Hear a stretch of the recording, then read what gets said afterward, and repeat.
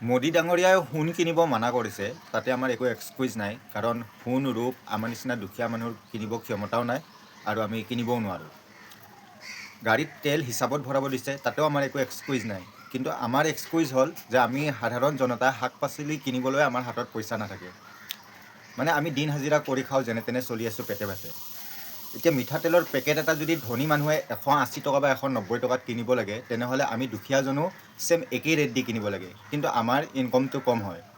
গতিকে মোৰ চৰকাৰখনলৈ এটাই ৰিকুৱেষ্ট থাকিল, যেনেকৈ আপোনালোকে BPL বা ৰেচন কাৰ্ডখন যেনেকৈ বনাই দিছে, ঠিক তেনেকুৱা দুখীয়া মানুহখিনিৰ কাৰণে এনেকুৱা এখন কাৰ্ডৰ ব্যৱস্থা কৰি দিয়ক, যিখন কাৰ্ড লৈ গ'লে আমি সাধাৰণ জনতাই কিছু সংখ্যক ডিছকাউণ্ট পাই যাওঁ, যাতে আমি চলিবলৈ পাৰোঁ।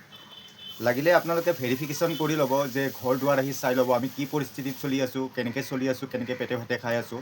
আমি দুখীয়াসকল যাতে এনেকুৱা এখন কাৰ্ডৰ ব্যৱস্থা কৰি দিয়ে, যিখন কাৰ্ড লৈ গ'লে আমি যাতে অলপ কিছু সংখ্যক ৰেহাই পাওঁ। এইখিনিয়ে মোৰ ৰিকুৱেষ্ট থাকিল।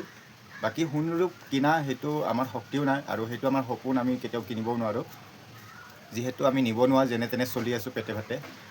আৰু ৰাইজে পাৰিলে অলপ ভিডিঅ'টো শ্বেয়াৰ কৰি দিয়ক, কাৰণ আমাক লাগে দুখীয়া মানুহখিনিৰ সুবিধা, যাতে পেটে ভাতে আমি খাই থাকিব পাৰোঁ।